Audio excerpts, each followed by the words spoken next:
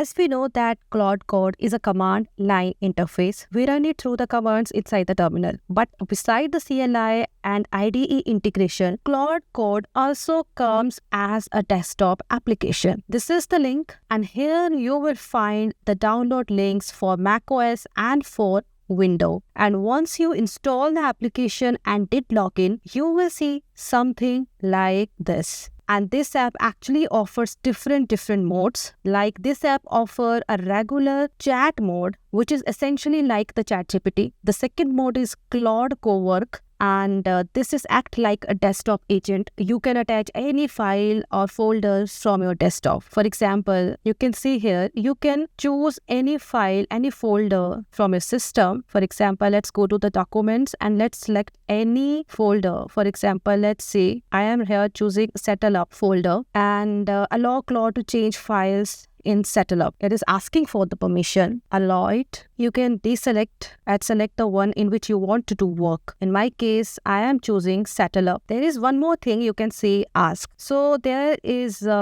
two major actions. First is ask before acting. Directly means that Claude will wait for your approval. Second is act without asking. It means Claude work without asking your approval. So yes, it can handle your files. Now third mode is Claude Code. It is terminal-based coding agent performing dev tasks straight from the CLI. Here you can also see new session button where you can select any folder, or you can also create a new one. And here also you can select any folder from your system, from your directories. You can also open the project, any of your project, and you can do prompting here and describe your task here and dispatch the task to Claude Code by using this desktop application. But yes, we will come back to this later in the course, because in this course we will focus on the command line interface, because most of the developers are working with CLI. Of course, you can also use desktop application, which I described in this